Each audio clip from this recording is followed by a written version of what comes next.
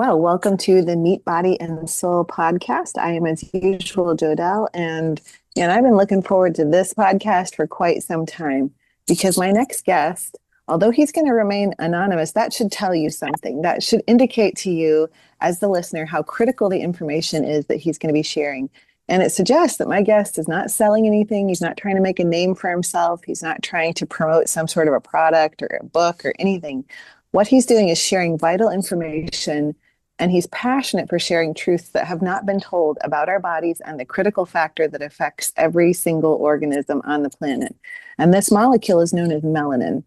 Now, before you just believe that melanin only has to do with your skin color and a healthy glowing tan, let me let you in on something. Melanin, as you will learn from my well-educated guest, is like the body's internal doctor, and a doctor that encourages you to consume the most imperative nutrient on the planet, which, as many of you know, listening to me, I preach sunlight all the time. So we're going to be talking about how vital that is for you.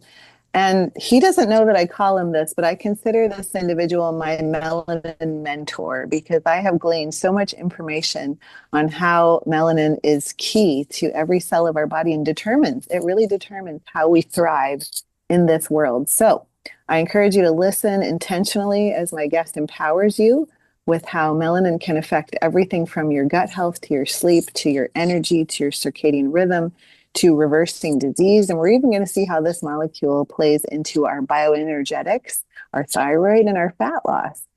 So be sure to share this information any way you can with anyone you can because it's life-saving and it's health transforming. Melanin is not just about your skin tanning. It's essential to your entire body. So I just want to say thank you for coming on and welcome.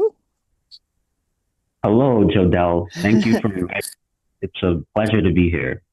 Oh, it's a pleasure to talk to you because I just have learned so much from you, and you are such a wealth of information when you visit your website, which is melaninresearch.com. So again, people are not going to find anything about you there. It's just what you've been doing to promote this molecule that's in our body that we need to understand because it's so important. And I do want to start the podcast off by talking about why is it that it's important that you remain anonymous? Like, what would be the repercussion of you even sharing like who you are and what you're doing? 'Cause it's, the powers that be, maybe they're kind of keeping melanin under wraps because they know how powerful it is. And I'm just wanting my listeners to understand where you're coming from. I'm sure the powers that be are, I'm sure there is some gatekeeping Mm-hmm. in terms of melanin research. But the reason why I've chosen to remain anonymous is because I really want this information to take the forefront. Mm-hmm. Often what we see in a lot of things of this nature, things that are groundbreaking, or things that are, a bit cutting edge in science, is the focus tends to not really be on the discovery. It tends to shift towards the voice behind it. And I think that when it comes to melanin, this information is too critical for that focus to ever be on anything but the molecule itself. So I try to keep the focus 100% on the information that I come across, on the insights, and on just the molecule itself. I feel that melanin is important enough to warrant its own classroom. It should be its own study at universities. It should be something that we should all have a baseline knowledge of beyond just pigmentation. And so I don't think that should ever be attached to one person or, to one school of thought. It's something that all human beings should know about. And so, I really just consider myself to be a contributor to that space. But I'm very flattered with the descriptions that you've bestowed upon me. I really appreciate that the information on the website has been so helpful to you in your journey and this, learning about the human body and about health and how melanin correlates with all of that. Yeah, absolutely. Because your website, when I first learned about it, was a catalyst for me. So after I read a lot of your information, I went and I started like, where is this? Like, where is this information? Why are we not hearing about it? And it's interesting because, like, for instance, if you go to YouTube and you put in like melanin research, a lot of what you hear about, it's like it won't come up mainstream. You gotta scroll way down, and then there's a lot of talk in the African American community about it, how powerful it is, how it's like magic, and it's how you I always look at the fact that I have a friend, and she just cracks me up because she's a beautiful black woman. I'm like, how are you not wrinkled? You're in your 70s, and how is your hair not gray? Like, why am I already getting gray hair and wrinkles, and I'm in my 40s? And it's the whole mentality of black don't crack, but really it's the principle of melanin is the actual answer for that. They are so rich in melanin that they almost have like anti-aging properties to them. So I just love that. But that's what I mean is, like, when you go and research this, you have to like scroll way back into the background to find anything. So I feel like there are some powers that be, because this is so powerful, that they're keeping it to where it's not mainstream. And that's why I can't wait to dive into everything with you today. So tell us, maybe to start off and get the ball rolling, to help my listeners understand, every animal and human has a black pupil. And there's a reason for that. Can we start there and kind of explain to them? And maybe this will jumpstart their understanding of how powerful melanin is in their body when we talk about the pupil of the eye. Oh, yeah, definitely. So, yes, every living creature that has an eyeball has a pupil, and the pupil is always richly melanated. It's always black. It doesn't matter what color. Mm-hmm. The eye could be green, it could be Mm-hmm. silver, it could be purple, but that pupil is black. And that Mm-hmm. pupil is black of melanin, and more specifically, eumelanin, which is melanin in its most functional form.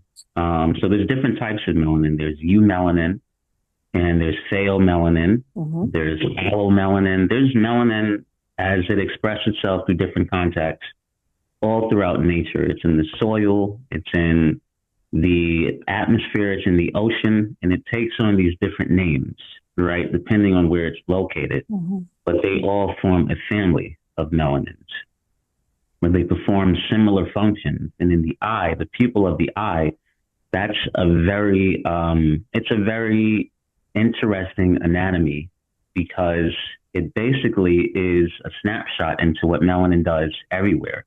It regulates energy.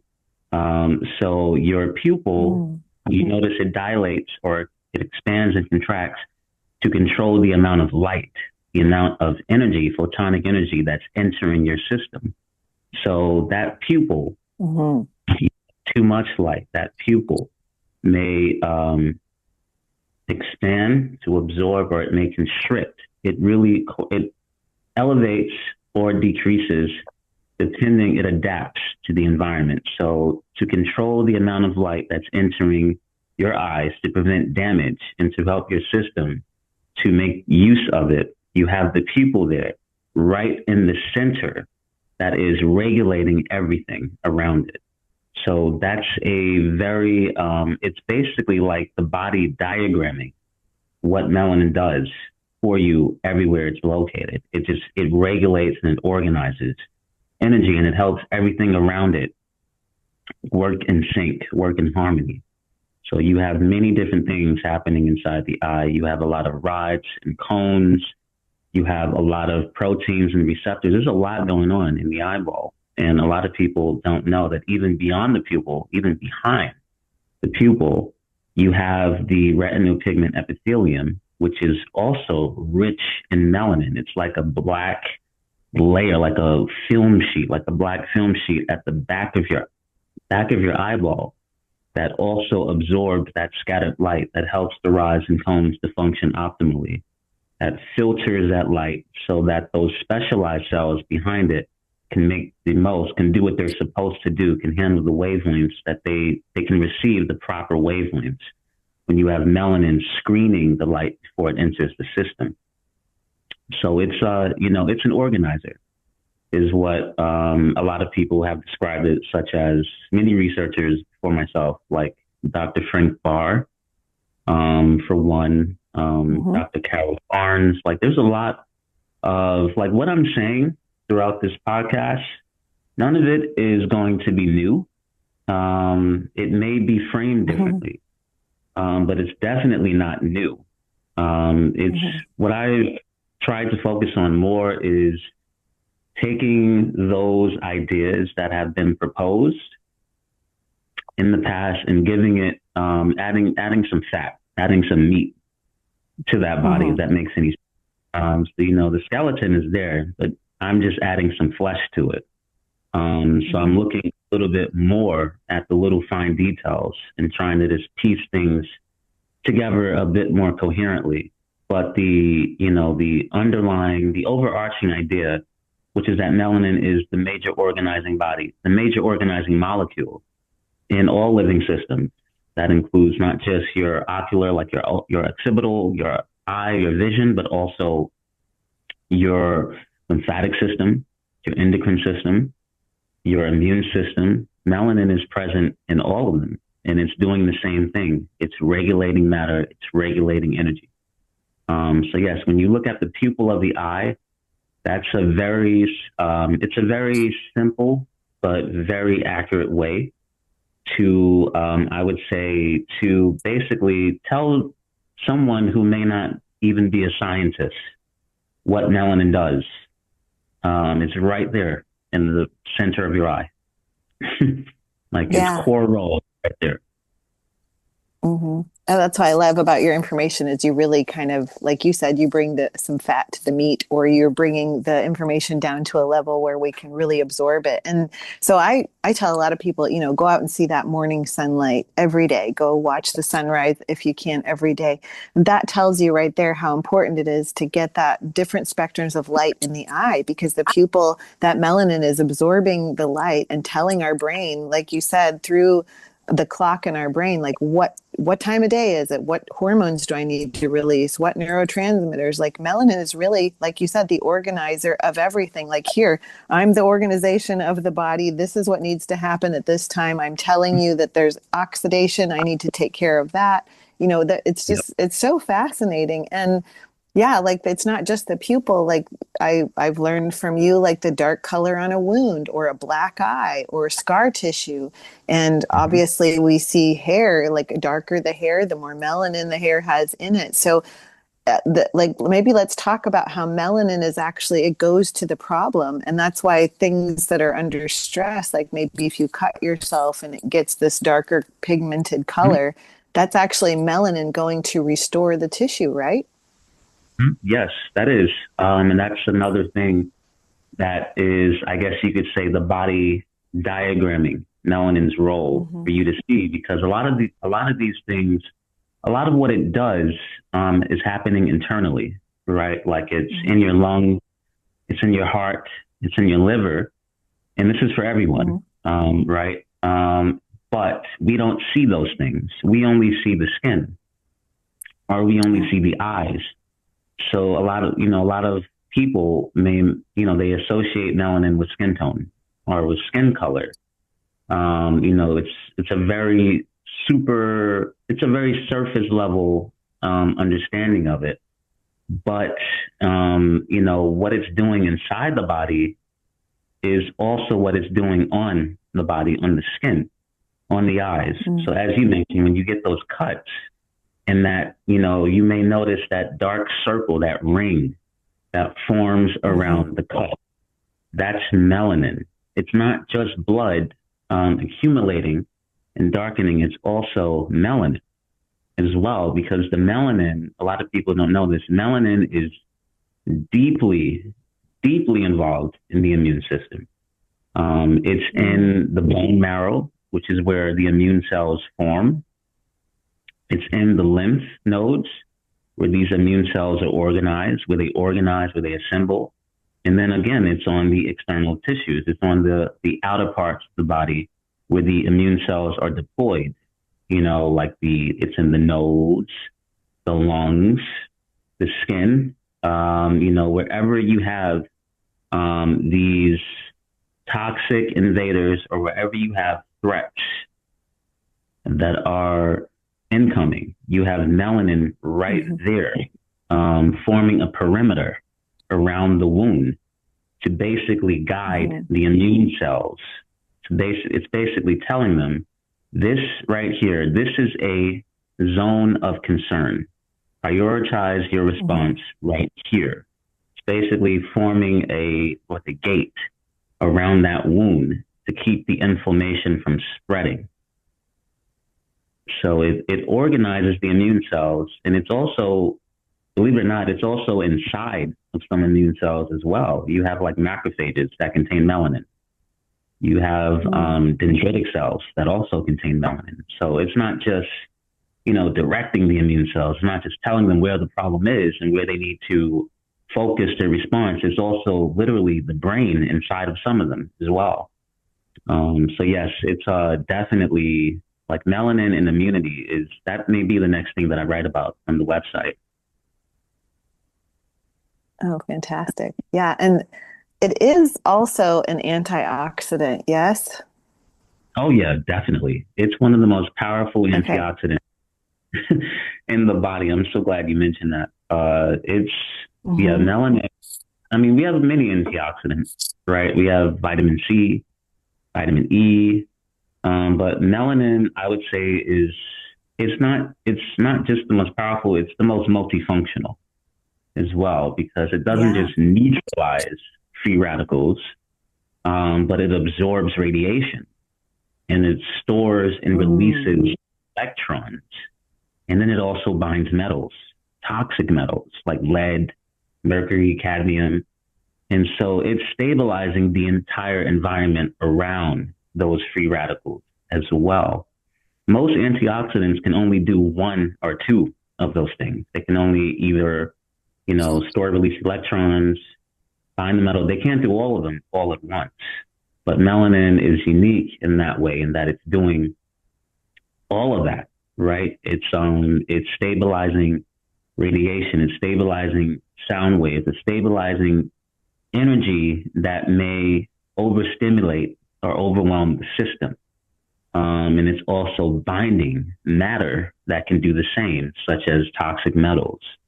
So you have melanin that, is an antioxidant. It's powerful in that way, but then something else that helps it to stand out is that it can not just donate electrons to a free radical, because as we know, free radicals are those unstable chemicals, that are always stealing electron. They have an unpaired Right. electron. They're always trying to steal it from other cells, Mm. but melanin cannot, it doesn't just neutralize them by donating an electron.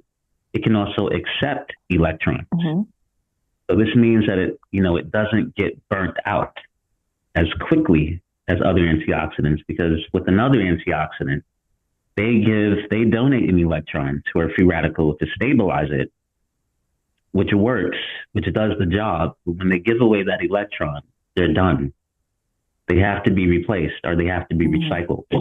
Melanin, on the other hand, it donates, but it also pulls in electrons from its environment, from environmental signals. So it Mm. resets, it replenishes itself. So it's an antioxidant that you can. It's an antioxidant system within itself, in that it's durable and sustainable by itself. It doesn't need to be replaced or recycled. It doesn't get used up, if that makes sense. Hmm. Yeah, and one analogy that I've heard about it is like I love to travel. I'll go to the beach, you get a really nice tan, you've got this great skin color, and you get on the airplane to go home, and by the time you get back home, your tan is like a little bit faded. And so that really helped me understand that because of all the oxidation happening on something like an airplane ride, where your body's going through a lot of radiation stress, a lot of chemical stress, a lot of physical stress of being changing time zones and things like that. It seems like melanin is pulled from the body to go internally and restore all of these different systems that are being affected. Is that the analogy that can help people understand when we're like when we see that tan fade, what's happening? I You could. I mean, that definitely happens where Mm-hmm. the melanocytes in the skin. You have a superficial circulatory system. You have the blood flowing right beneath the skin. So Mm-hmm. some of that melanin that's being manufactured by the melanocytes is flowing, it's spilling over into the blood as well. So it's spilling into the blood and then it's traveling throughout, throughout your heart, your inner ears. So it's going to other parts of the body too, because really the entire body needs melanin, not simply the Mm-hmm. skin, it's the whole body. Like every organ has melanin, every organ needs melanin to stabilize its environment. And then you may have some parts of the body that are overwhelmed, that are under stress, and so those parts of the body become darker. As a result of this, high intense or this highly chemically reactive environment. The body assembles melanin assembles itself in these locations. So there's a lot of studies that show that lungs, when they are under a lot of like smokers' lungs, for example, a lot of Mm-hmm. them are black. A lot of the lungs, when they, you look at post, like the corpses, post mortem, livers, internal organs that have been subject to, illness, Mm-hmm. darker. You tend to have more melanin. And the melanin accumulated in these sites defensively. So it assembles itself. It doesn't necessarily need a melanocyte to form. It doesn't Mm-hmm. necessarily even need enzymes to form. Melanin just needs building blocks. It just needs tyrosine. It just needs amino acids to form, or dopamine. If those things are present and you have the right oxidative conditions, the right pH, if the environment is right, melanin will form by itself.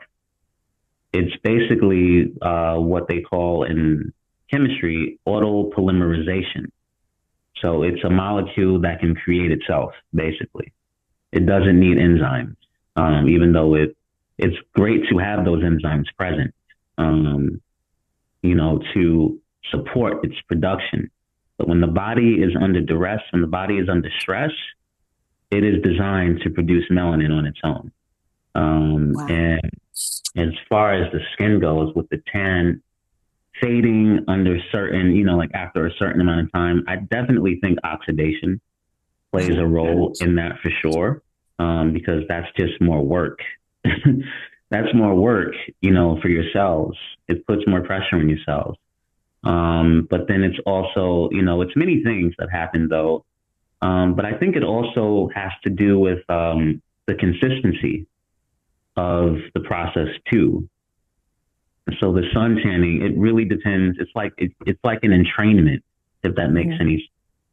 Like when you're like when you're absorbing that energy from the sun, you're entraining your body, you're entraining your melanin to respond dynamically to the conditions that you're setting for it. So if you're doing it, in a very organized fashion, if you're sun tanning in a very organized way, that's going to teach your body to retain the melanin, to retain the tan longer. Mm-hmm. So, it's a process to it for sure. I myself, I'm more in the medium brown spectrum. So Mm-hmm. I do tan myself, and I notice it fades quickly the less I tan. But the more I get into a rhythm of it, the longer it stays. Um, Mm-hmm. so I definitely think, there's a lot of, I say, like our body is intelligent. So it responds dynamically to the patterns that we set for it, the conditions that we set for it, the same way that we can train our stomachs to call for food at certain times by eating Mm-hmm. at certain times. You can also train your melanin to be more responsive at certain times. Wow. So you just like opened up a whole nother suitcase that we're going to unpack a little bit there because like I hear how sunbathing is important and we can kind of train our bodies to keep melanin intact. But it sounds like what you're saying is melanin can produce itself when given the proper conditions, such as you mentioned amino acids. Obviously that means protein is going to be vital to the human organism, and also you said dopamine. So I feel like Mhm. now we're unpacking this realm of the universe where people are dopamine deficient based on the system we live in now, where they're so tied to their little rectangles that they're holding on to, that they get all these too many hits of dopamine to where now they're actually depleted in dopamine. So that's a whole nother Mhm. thing we need to unpack. But it sounds like it's not just sunlight. Like sunlight is great and we want to get out and get that nice healthy glow, but it's more than that, right? It's well, sunlight is it's one input, but it's critical. Mm-hmm. You get the full spectrum of sunlight. You get the visible wavelengths, Yes. microwaves, you get the infrared, you get all of it with sunlight. So sunlight is critical, and that helps the melanin, to Mm-hmm. do something that's also critical for other systems. It helps melanin split and recombine water because Right. melanin is capable of generating energy itself. I wouldn't say generating, but releasing energy. When it splits water Mm-hmm. molecules, that generates electrical potential, which then releases hydrogen energy. So now your mitochondria have more energy. Now other systems, other metabolic processes have more energy to work with. Just the you getting sunlight and you having that melanin there that you may have built, you may have increased, right, through a tan. So now that's helping you. But also, I would Mm-hmm. say, as you mentioned, diet is is like the other half of the story because these amino acids, we get them from foods, we get them from dopamine, and even the foods, if you notice, foods themselves produce melanin. So things like, Mm-hmm. you ever notice, if you ever go to like a supermarket and you see like, like kale or lettuce, leafy greens just sitting on the aisle, some of them are brown. They have like little brown spots on them, or they, Yeah. like they may have, like these little streaks, these dark streaks on them. And if you look closely, it's brown. That's melanin. Mm-hmm. So fruits and vegetables produce their own melanin. Melanin is their immune system. It's what happens when they get packaged and they get shuffled around. They get, like crunched. They get, you squeeze them, you leave them out, they get oxidative Mm-hmm. damage. That melanin starts forming right away because the Yeah. melanin is helping these organisms. It's shielding them from bacteria.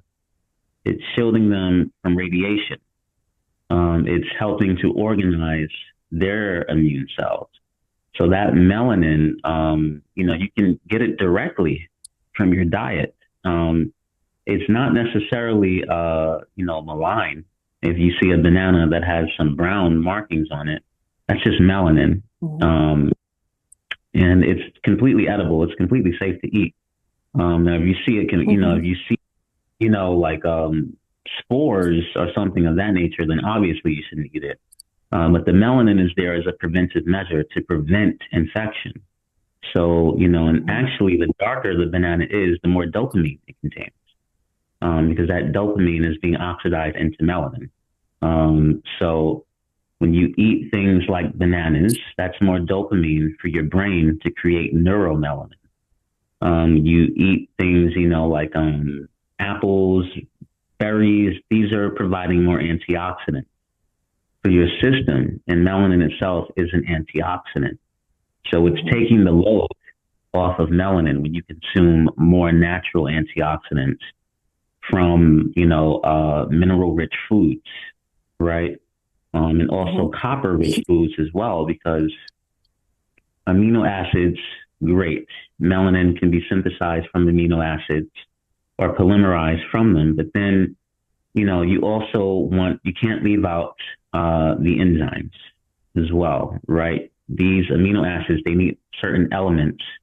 In many cases, they also are supported by elements to create that melanin. So copper is one of the main elements involved in speeding up that reaction rate, that enzymatic reaction that leads to melanin. So things like mushrooms, seeds, spirulina, things that are rich in copper are great for melanin production. Things that are rich in iron, another metal that also assists the amino acids in creating melanin, is also great. So I would say, like the darker and the more organic the food is, the more likely it supports melanin production. But sunlight is definitely like you can't miss. That's non-negotiable. It's Right. like having that, getting that direct. It basically recharges your battery. Hmm. So I would say sunlight and being around natural sounds, sonic waves, sound waves, because melanin also absorbs sound waves and it converts that into photonic energy and vice versa. So light and sound, if you can't get enough sunlight, try to be around enough sound, enough organic sounds, drums, wavelengths, especially that fall along the human resonance, things of that nature can definitely recharge or increase or support your body's ability to manufacture and maintain and perpetuate, what melanin does naturally. Wow, the sound is really interesting that you mentioned that because it's like why maybe that's why we kind of like the sound of like bass. Like you want like a nice heavy drum beat or you want like a heavy bass sound in a song. Like for example, Right. I teach at a fitness center where our speakers are terrible. They're mostly like treble sounding and I can't stand it. I'm like trying to get them to upgrade the speakers so it's more bass coming through. And I wonder if that's like why we crave kind of that sound. And even things like binaural beats, like was that something that would stimulate the melanin because of the frequency that we're hearing in the binaural beats? Absolutely. And melanin, it's the most, to my knowledge, it's the most efficient absorber of sound in biology, in nature. So, there's other materials that absorb sound, but as far as biology goes, this is the molecule that absorbs the most sound. It's melanin. Mm-hmm. So the binaural beats, especially bass, especially is Mm-hmm. sensitive to bass. So that bass is more vibration, right? Yeah. Uh, Something that can penetrate the system even more heavily. So the melanin is even more responsive in response to that bass because now, it has to absorb it more. And when it absorbs that sound, it's helping you hear better too because Mm-hmm. it's filtering out the static by absorbing that sound. It's filtering out the feedback. So it's sharpening what you hear as well. Mm-hmm. So, it's using that energy productively. It's taking that excessive energy and it's making sure that it's used in a way that your body can safely manage. But then it's also charging up the melanin too. It's keeping it active. And it's not a dormant molecule that's just waiting for energy. It's always working. So when you give it more energy, when you give it more work to do, it's kind of just making it even more, you're entraining it. It's making it more, I should say, more sensitive to the environment. Mm-hmm. Yeah, so let's take a step back and go, okay, so we see a lot of people suffering from like chronic fatigue and disease and autoimmune and cancers and things like that. Do we, when we're not paying attention to our environment, when we're not getting sunlight, when we're not eating foods that build, like you said, tyrosine and the amino acids and things like that, is the melanin reducing in our body? And is that why we're not able to handle the amount of stress we're under? Or like you said with the black lungs of like a smoker, is the melanin concentrating in one area and everything else takes a backseat because it's working so hard in that area? I understand it's like a carbon, but are we losing it? Do we have to replenish it more than just getting sunlight and eating protein and things like that? Or is it just something that we won't run out of and it just plays a part? I would say they were losing it, except in cases of those particular pathologies, right? Like Yeah. vitiligo, right? That's where there's a loss of melanin, but a Mhm. pathological loss, right? You know, You, where you someone, said vitiligo, right? I just wanted to make sure because it cut out for a second. You said vitiligo. yep, that would be one Yeah. instance where, you Okay. know, right, where one organ you see melanin is where it was normally produced in this at this level in that organ. Now it's, you know, now abruptly it's depleting. That's pathological. And so that, you know, in that case, yes. But then with vitiligo, that's also interesting because there's a lot of research being done there where there's a lot of nutritional deficiencies that precede vitiligo. Hmm. There's a lot of trauma at the, you know, at the endocrine level that precedes vitiligo. It's not something that just randomly appears. So, you Hmm. know, there tends to be a breakdown that leads to it. And so, even in the case where, you know, a pathology, where melanin loss is a pathology, it usually is the environment that precedes it. So it's the things that we're doing before that happens that causes that to happen. Because normally, you know, when you have an injury or when you have a trauma or you have, you know, something that's a threat, melanin is right there, making sure that the threat doesn't become critical, right? Or doesn't reach other tissues to cause damage. Hmm. So I would say, I think more research definitely needs to be done because you raised a very interesting question. You know, like when it's concentrating defensively in one area, is that taking away from what it could be doing somewhere else? Hmm. Um, my hypothesis would be no, Okay. because as we mentioned earlier, you know, every organ is capable of producing its own melanin. But I would imagine that if it's concentrating pathologically in one area, that may be offsetting a balance throughout the system. You know, because melanin is very expensive metabolically Mm. to produce. You know, it's a master molecule, so a lot of energy goes into making it.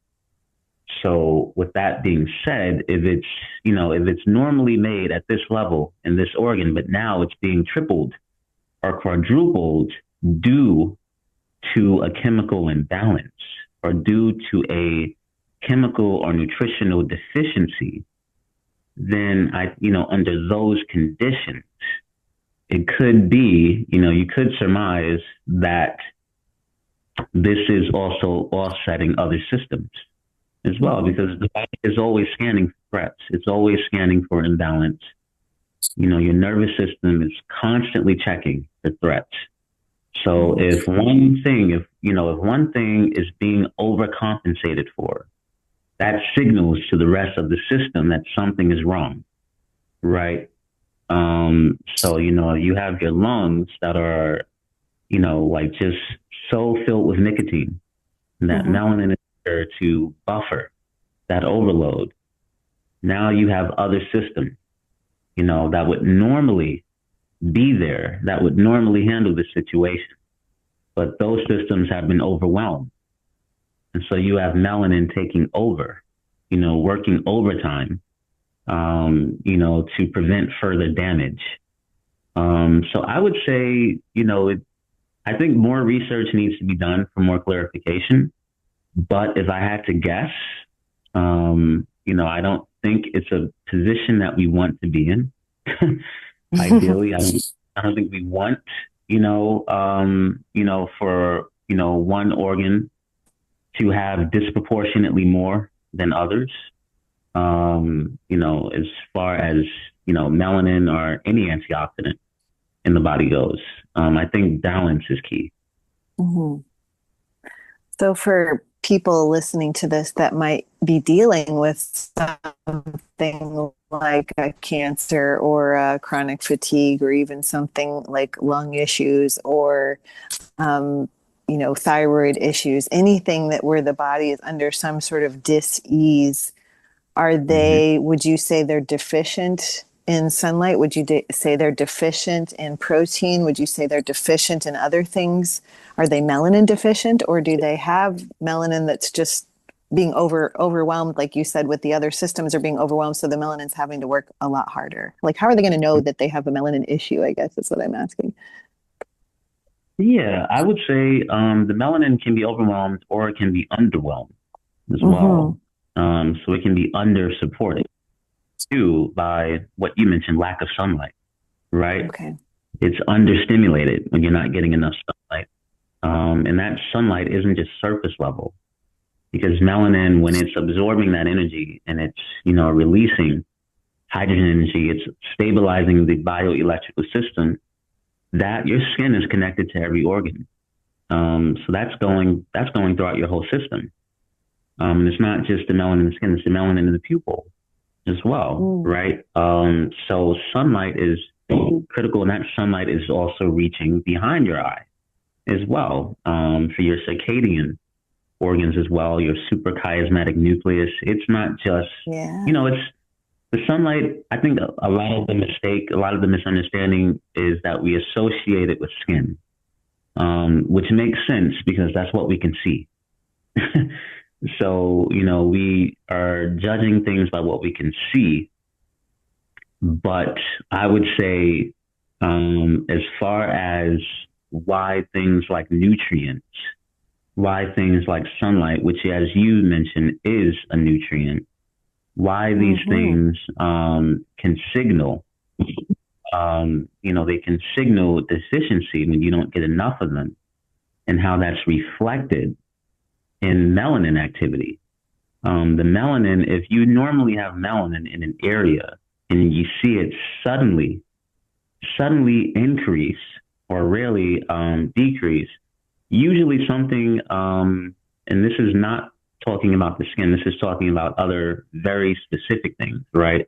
Like your heart, like your Mm-hmm. lung, like your liver, like an injury, for example, the injury, the most obvious example.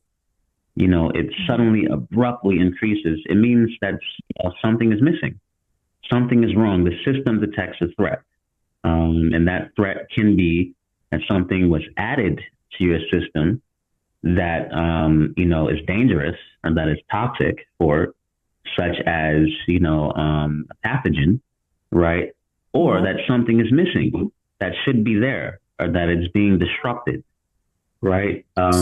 So I would say, if someone is dealing with a chronic illness, if they want to determine if it's a nutrient deficiency or a melanin deficiency, I would say the nutrient deficiency is likely upstream, right? Mm. So trace it back to your nutrients, right? If you get like very red cheeks, that's usually a vitamin D deficiency. Yeah. And then let's see that redness leads to inflammation, and then melanin comes in to contain the inflammation, right? Things of that would be the sequence of events. Mm. But melanin is already there beneath the tissues to prevent that from happening. But of course, you have to support melanin. You have to maintain, you have to exercise metabolically. You have to Mm-hmm. keep the system trained. You have to get sunlight. You have to nourish that melanin with the environmental inputs that keep it busy, that keep it working. And you also have to nourish it nutritionally with the right foods, the right enzymes, the right amino acids, etc. So I would definitely say that, in the cases of illness, it's the internal doctor. It's the doctor. You go to the doctor when Mm-hmm. you're sick, right? When Right. you're feeling unwell, you go to the doctor. And let's say melanin in the body is that doctor. But then the doctor is going to ask you, what's going on? What are your patterns? What are your sleeping patterns?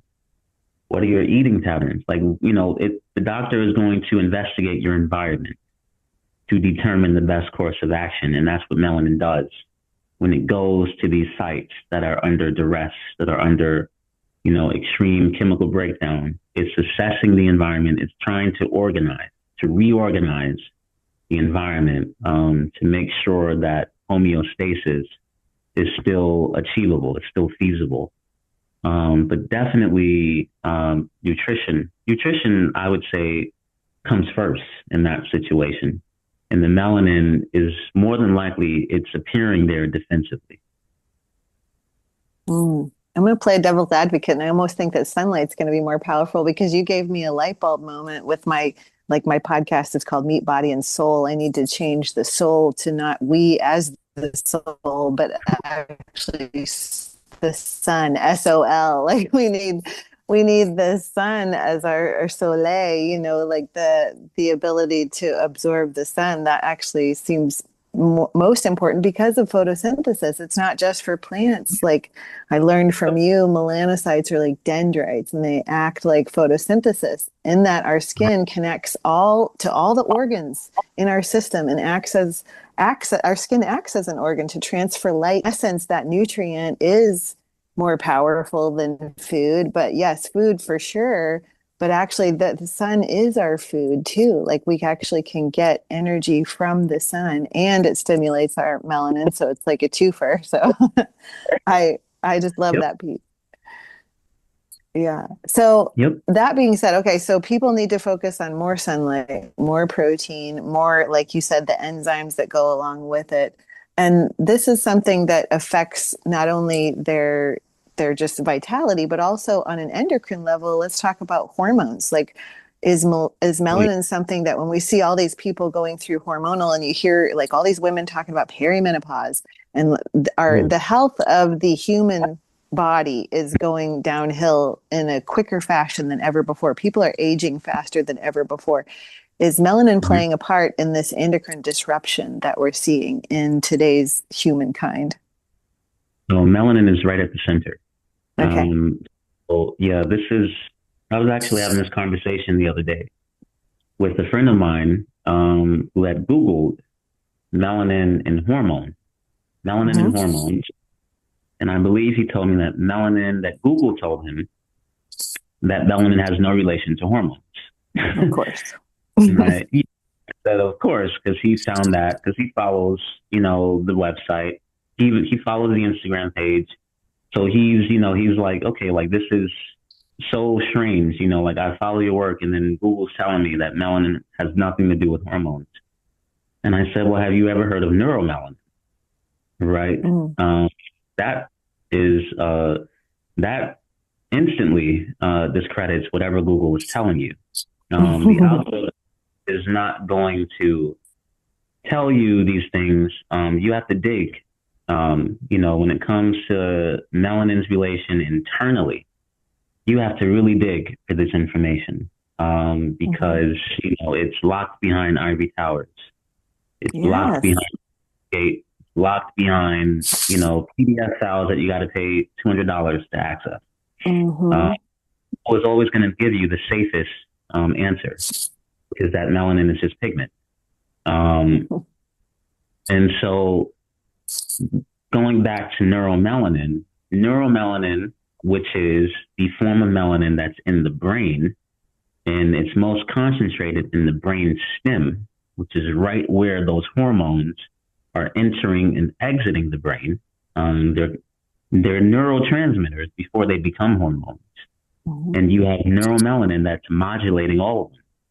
So things like dopamine, norepinephrine, epinephrine. Melanin sits right at the control centers where all of these neurotransmitters are generated, are made, are synthesized. It's in the substantia nigra, which is where we get dopamine. Yes. It's correlus, which is where we get the norepinephrine. It's in the adrenal glands, which is where we get cortisol. It's also in the pituitary gland as well for parathyroid hormone stimulation. So, melanin is sitting there it's sitting there at the systemic level. It's right there in the nucleus where all of these hormones are being synthesized. So it's not just sitting there looking pretty. It's doing something. It's conductor. It's conducting electricity. So these hormones are activated by electric currents, by electric jolts. You have bioelectricity that's orchestrating this entire hormonal dance. And you have a molecule like melanin that is super concentrated right in smack dab in the middle of where these hormones are activated, where they're deployed. So you have melanin that's basically stabilizing that's stabilizing these interactions. So you have melanin in the substantia nigra. That dopamine is released, it's released by electric currents. This is what activates this chemistry. You have electricity sitting on top of chemistry. And so you have melanin as a semiconductor. The entire substantia nigra, it's Latin, it's a Latin term. Substantia means substantial, meaning a lot. Nigra means black. So literally, nigra, when you translate it, it just means substantially black. Yeah. Substantially melanated is what it really means. The area is so melanated that when you open up the brain post-mortem, it's just a little black area. That's it. That's how much melanin is required for that dopamine to be stable, for that dopamine to be synthesized. You need so much melanin for that dopamine, for these hormones to be stable throughout the body. And even the adrenal glands, it's very dark. The adrenal gland is very dark. It's very melanized. The pineal gland, where you get melatonin, the pineal gland produces its own melanin. So pinealocytes, these are basically they're like analogous to melanocytes. Your skin melanocytes. Melanocytes produce melanin for the skin.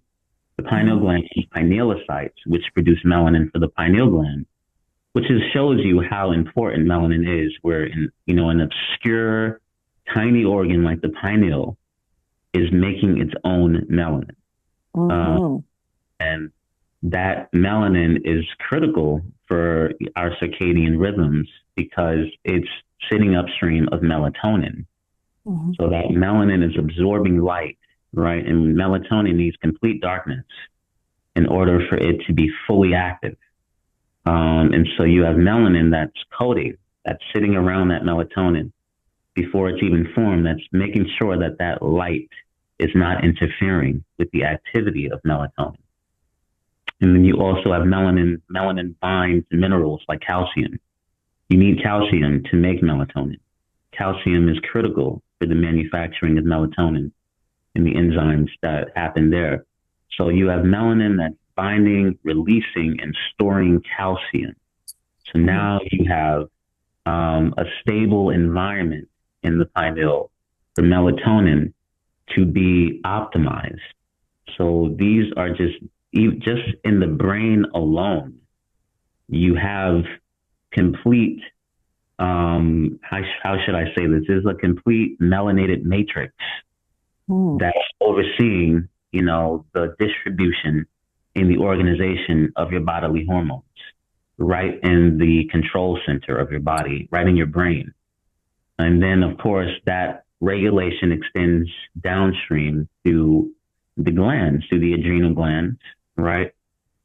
Through your thyroids, where melanin is doing the same exact things. It's binding metals like selenium, like iodine, and these elements, you need these elements to make thyroid hormone, right? Because these elements is what's going to convert that T4 into its active form.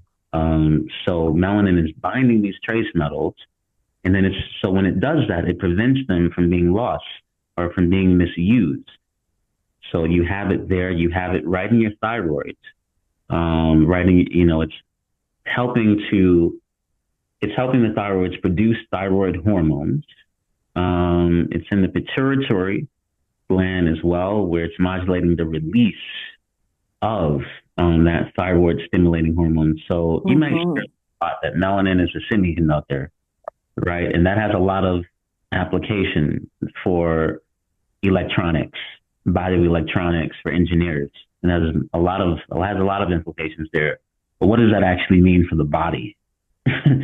That it's a semiconductor. It means that it's helping to time the release of things. The semiconductors, they control the electricity. They control the flow of electricity. They control the timing of electric current. So if melanin is a semiconductor, that means it's controlling the timing of the release of these hormones. These hormones need bioelectricity. to be properly released at the right time and in the right amounts. So the system is not being overwhelmed with too much at one time. So you have, an incredibly stable molecule like melanin that's incredibly stable, that is so hard to break down melanin, and then it's a semiconductor. So the fact that it's so stable and that it's conducting electricity, you're going to have smooth transmission. You're going to have smooth neural transmission for that dopamine, for that norepinephrine, for that epinephrine. It's going to be smooth transmission because melanin is so stable, and that it's also, the semiconductor. So, it's crucial. And even for, the reproductive system as well. If you notice, when women get pregnant, there's a line that goes down, that line that's right on the surface between the belly, from the pubic bone up. There's a dark line of melanin that usually it appears, I think, around 3 or 4 months, and it gets darker as the pregnancy progresses. The melanin increases as pregnancy progresses. And, if you ask, if you Google it, or if you ask many doctors, they just tell you it's a side effect of pregnancy. They don't actually, many of them don't really know, like why, like what's really behind that, besides telling you it's a side effect of hormones. But doesn't that just tell you how interconnected melanin and hormones are? The fact that you have pregnancy where your hormones are, they're working overtime, and then melanin increases. It correlates with that activity. Why? To regulate it. The melanin is there, and it's not just on the belly, right? We're still talking about reproduction here. It's not just forming that line, that, that axis, that organizing axis down the line. It's also on the reproductive organs. So the testicles are the darkest parts of the male body. It's the testicles, the testes. All right. Mm-hmm. Nipples are also the clitoris. These are all the darkest parts of your bodies are your reproductive organs. Right. And this melanin here, it's regulating energy. It's shielding your cells from oxidative stress as an antioxidant. And it also binds pathogens as well, like it does in plants, and like it does in fruits and vegetables. It's also helping your body to manage pathogens and harmful bacteria. And you really need these areas to be shielded from those types of threats.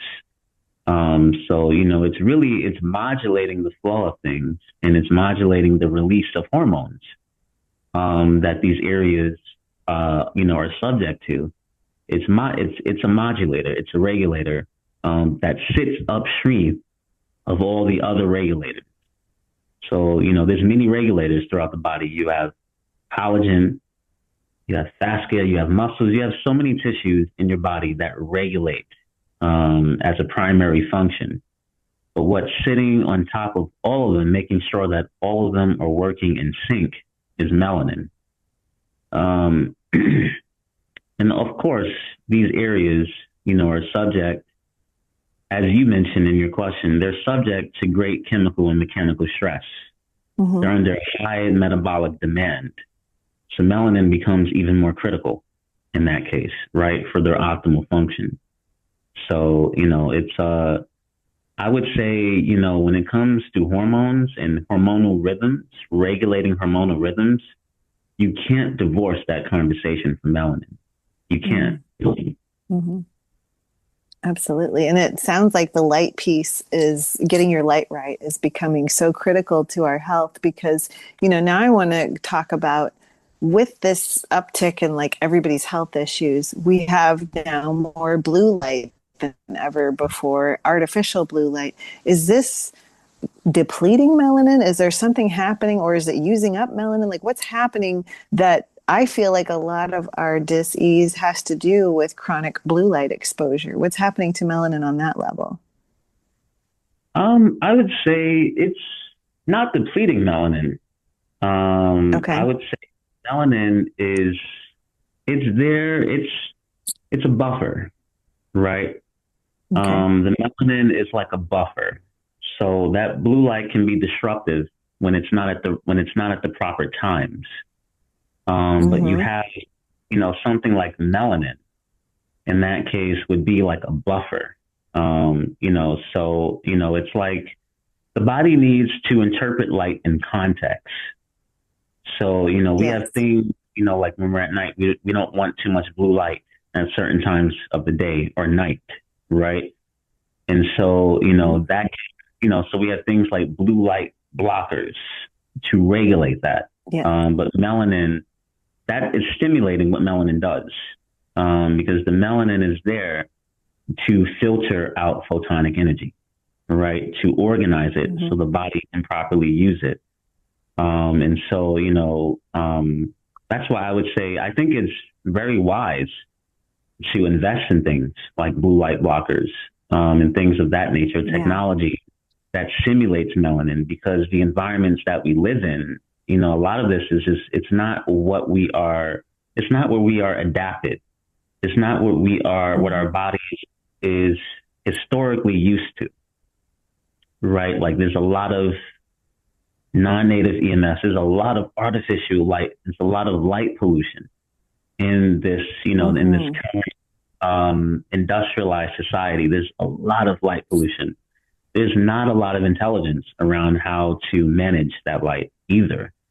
So having, technology that simulates what the body would do in normal situations, it helps for sure. But I do think that it tends to be, um, it can be done excessively. I know people who wear them all day. um, Mm. Yeah. and I think that when you block blue light constantly, that can send the wrong message, to your Mm-hmm. brain. Where you're falsely signaling nighttime to the brain Yeah. when it's daylight. And so in that way, these tools can become more of a therapy than an actual protective measure. But Mm-hmm. I don't think that, a blue light blocker itself is the issue. I think it's, everything in regulation, right? Just Mm-hmm. knowing when to use it, and using it strategically as well. But definitely not wearing them all day, because that can confuse your biology. The Right. moderation is key. But I would definitely say that, in terms of, going back to melanin, the blue light, it can disrupt the circadian rhythm, your internal clock.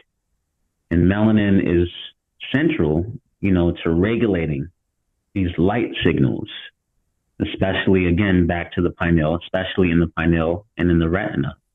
So that Mm-hmm. constant blue light exposure can confuse these melanin based systems that tell your body when to produce melatonin, when to repair, when to rest, right? The melanin is basically, it's your light interpreter.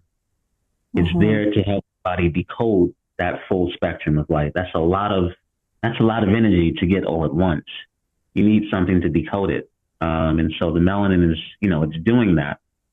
But the blue light alone, when it's, without the UVB, without the infrared, when it's by itself, you know, that's that can be a distortion and that can stress the system.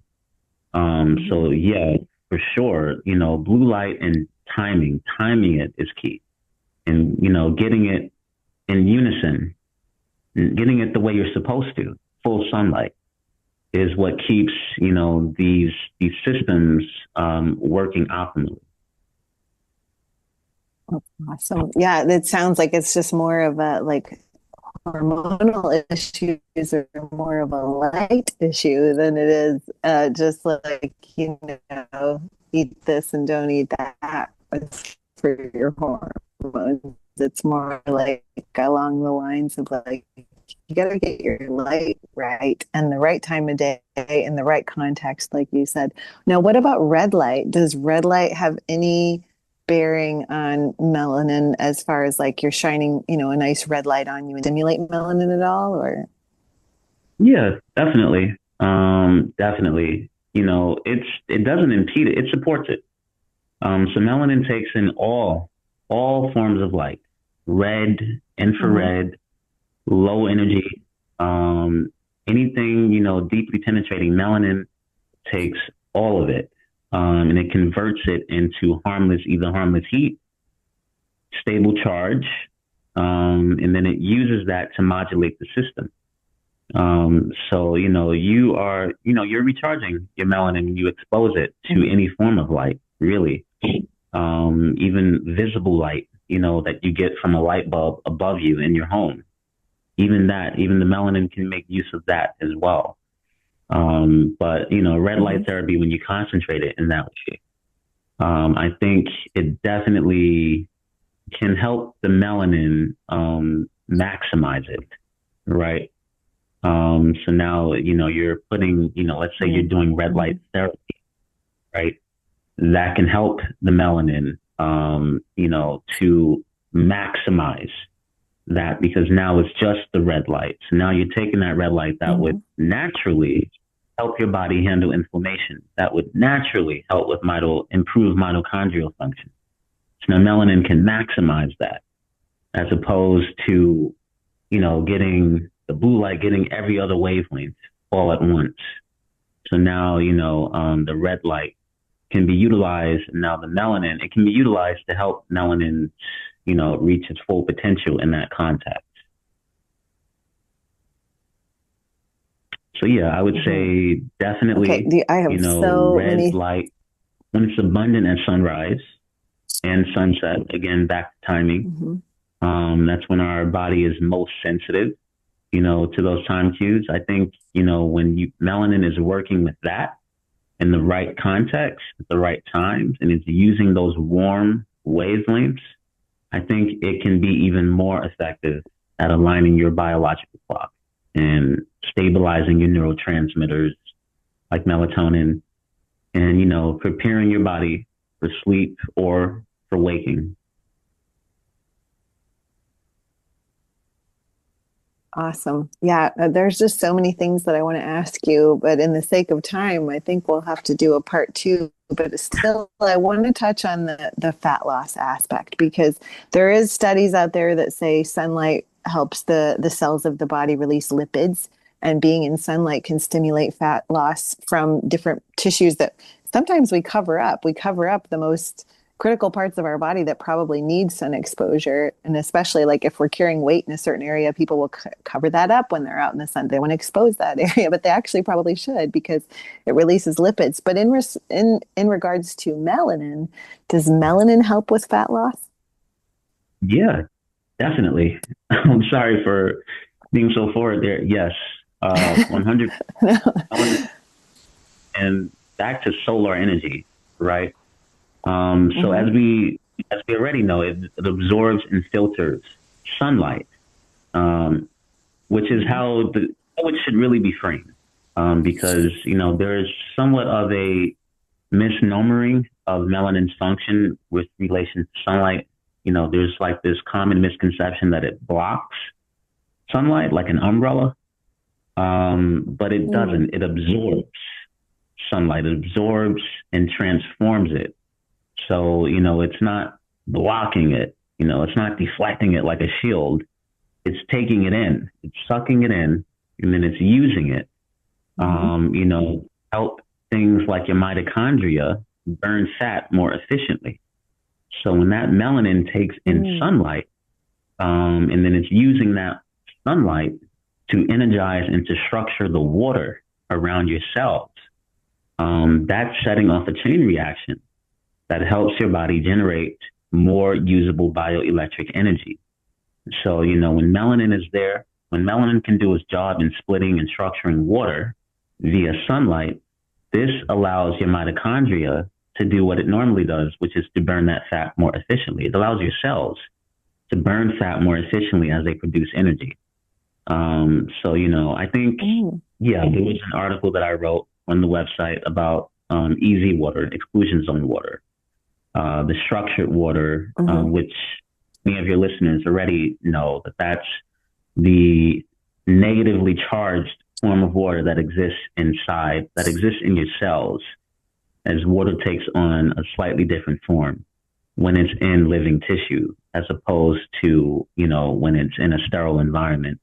But that easy water, it's like a battery that powers these metabolic processes. And melanin helps build that battery by splitting and recombining water.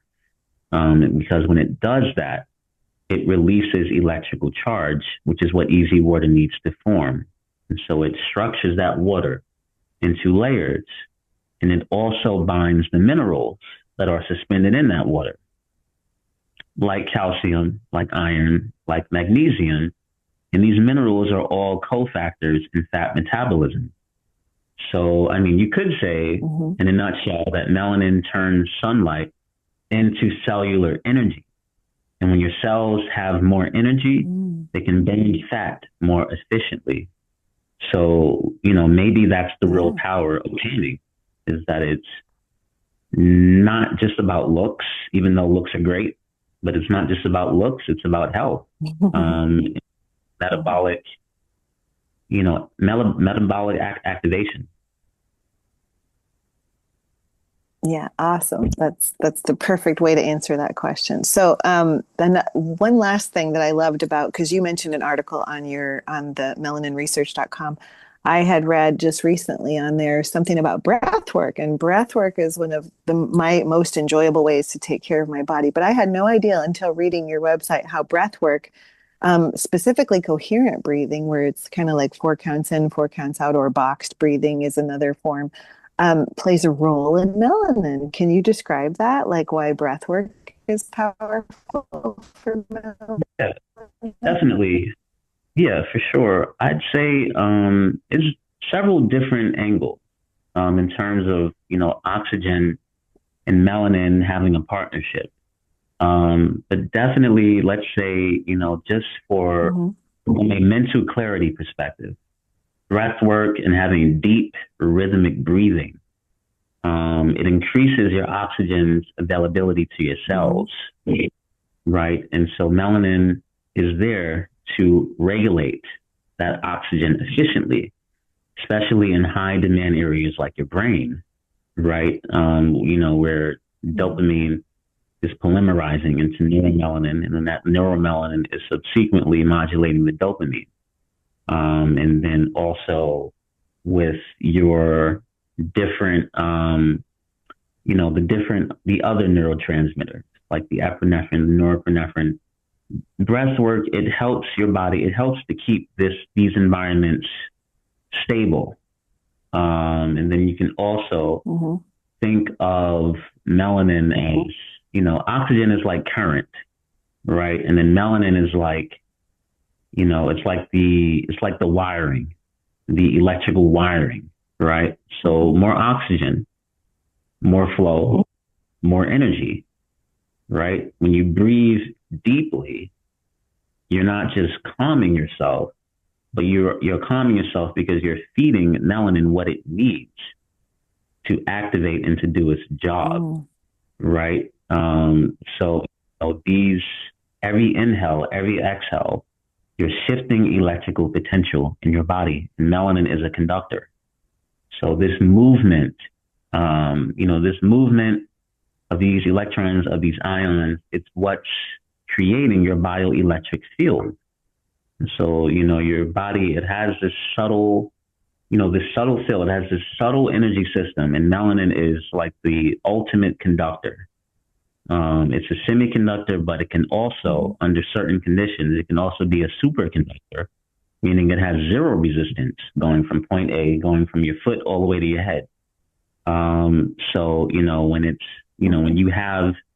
when you are stabilizing those electrical potentials intentionally through your breathing pattern, you are helping to manage that flow. And you're helping to amplify the signals that melanin can work with. So yeah, breath is not just air; it's electrical. It's electricity. And let's say melanin is, I call it the motherboard. On one article I had written, that's one metaphor you could use. It's like a circuit board. and something that all the other semiconductors can tap into. It provides a steady voltage.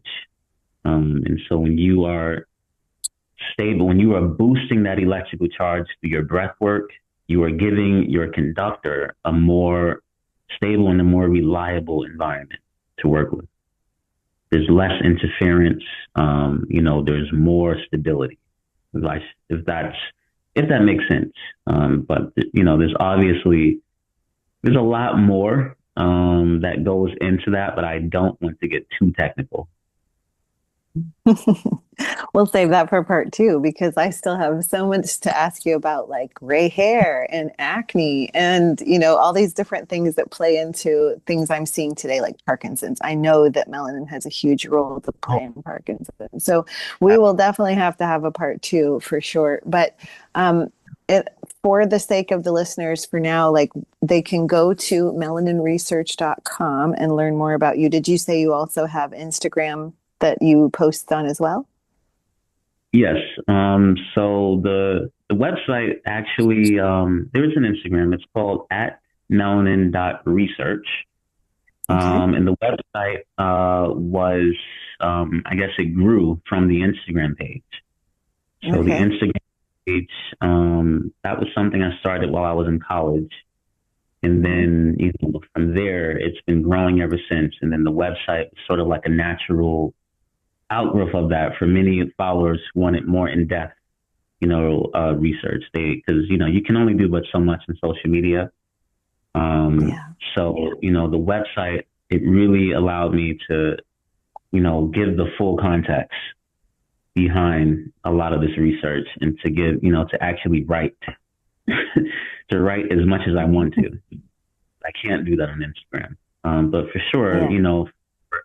those who may be beginners into melanin research, or who just may want something to read, as you're traveling out and about, you don't have time to sit down and read a 5-page research article. You can visit the page, which has everything on the website and more, as well. And so, yes, please follow the Instagram page. If that's something that if you have an Instagram, definitely follow at melanin.research. And the website as well, subscribe to the newsletter on the website. I try to post an article at least once a month. I would do more, but there's a lot that goes into writing them. So it takes me a long time to put them together. But I'm definitely going to be adding more media to that website as well. Because I understand that, a lot of people are also visual learners too. So there's going to be more media that will be added. Fantastic. That's great. I can't wait. So in the meantime, yes, visit there and then we'll do a part two. We'll talk about these things that we didn't get to touch on today. And the key takeaways, what I'm hearing to wrap up this in a nice, pretty gift we can give everybody is you got to get out and get sunlight. You have to get your light right. That's going to be critical to your melanin. And then also getting protein. You got to get the tyrosine, the protein. Doing things that boost dopamine that doesn't involve a little rectangle, like getting out in the sun, boost dopamine, spending time with those you love. It sounds like deep breath work and having a breath work practice can be beneficial. Is there anything else they can take away to go, you know what, I really want to improve my health and they might want to do this said thing for their melanin? Definitely, you mentioned proteins, copper-rich foods. Copper is copper. So with the diet, sunlight is half, and then nutrition is the other half, and then breath work falls neatly between both of them. I would say copper-rich foods. Copper is the stimulus that really helps your body. It gives your body the raw machinery to drive melanin production. So definitely foods that are rich in copper, that are organic and and are rich in copper, maximize those. And also antioxidants as well, because Melanin is, it's like the jack of all trades, master of all. Um, got to be quite taxing, for one molecule. So if you can, buffer the stress that melanin is constantly subject to by giving it little helpers, like supplying your body with more antioxidants. It helps melanin to function more efficiently. And this is also, you can prevent things, the body putting too much melanin in one area versus the other. Like we focused on before, if you have enough antioxidants in your system, there will be no need, for excessive melanin production. In cases of illness or sickness, you can prevent all of that right at the gate by getting enough sunlight, by breathing properly, getting enough sound, enough healthy sound, and getting enough proteins, amino acids, and antioxidants. Well said. Okay. Well, thank you so much. This has been amazing. I appreciate all of your research. I encourage people to go check into your research. And yeah, we're definitely going to do this again because I think I could just sit here and talk to you all day. So, well, thank you so much for having me, Jodelle. yes. I really appreciate this opportunity to get in front of the public and to share this very important information about not just melanin, but about the star that we orbit, our sun, as well. Well, we will keep it going. So we'll do it again. So I will say bye for now, and I will talk to you again soon. Yes. Thank you. Have a good day, everyone. All right. So recently I went to a coffee shop and paid $5 for a cup of coffee. Not a latte, not a mocha, not anything fancy, just a $5 cup of drip coffee. Everything is getting so expensive, but I don't think getting your health goals and your questions answered about your health should be. That's why for almost a year now, I've been working on a pay what you can scale. That means you get to decide, do you want 30 minutes? Do you want an hour with a nutritionist? You get to pay what you want at that rate and get your questions answered. Your health should not be put on the back burner because you can't afford to address it in this system we're living in. There's a lot affecting people's health that's not just diet and exercise. We have environmental toxins, we have glyphosate in the water, we've got EMF technology getting stronger day by day. A lot of people are tired all the time, they're not feeling well, their gut's hurting, their migraines, their headaches are getting worse.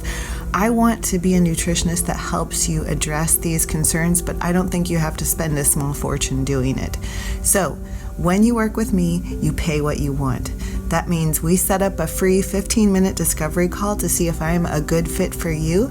And then you get to pay what you want, set the time that you want, set the frequency that you want. Maybe you just want a one-time consult. That's fine. Maybe you want 6 weeks of a call every week. That's fine too. Maybe you can't even find the time to have a call and you just want email support. We can work on that too. Whatever you need me to be, that's what I am for you. I'm a friend, I'm a cheerleader, I'm a coach, I'm a nutritionist, I'm a lifestylist.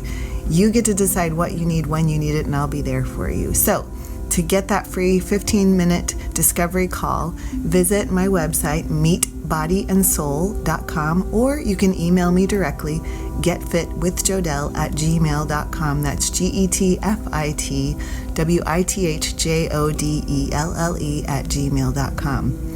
And I look forward to working with you and allowing you to have the freedom to pay what you can afford to get your questions answered.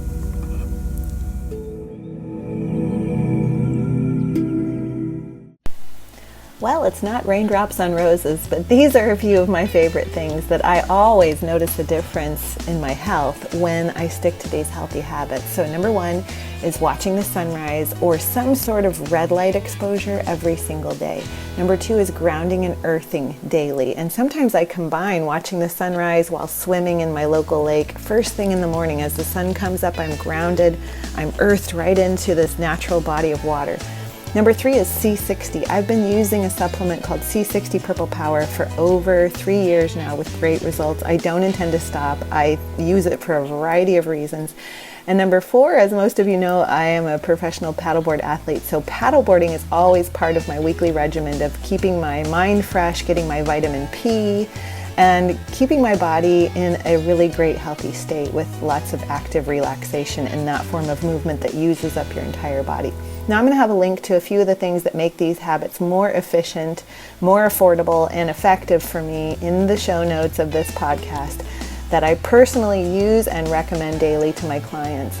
The first one is going to be, if you can't get some sort of sunlight exposure, then consider a red light device, which I love SaunaSpace, and I'm going to have a link where you get a 5% discount in saunaspace.com in the show notes here, so check that out. Also, if you need to get grounded, but you're working at a computer all day in an office on the 4th floor, I get it. Let's get a grounding mat underneath your feet, so while you're getting all that EMF exposure, it's actually just getting right out of your body and you're getting grounded throughout the day. So I'm going to have a link to Ultimate Longevity, where you can get a simple universal mat to put right underneath your feet.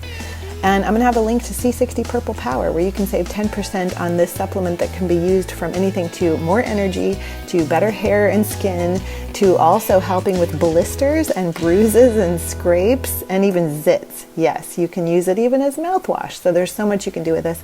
And for paddleboarding, I'm going to recommend Glide SUP, Glide SUP, stand-up paddleboards, because they come in inflatable as well as rigid hardboards, and they are by far the best boards I've used as of recent years to make sure that I'm getting a quality board that gets me out on the water and I don't have to worry about it having any issues. So that's glidesup.com, and you can get 10% off using my code that will be in the show notes. So I hope you get to use some of my favorite things, but also reach out and tell me about them. Tell me about what you like about these products too. Getfitwithjodelle@gmail.com.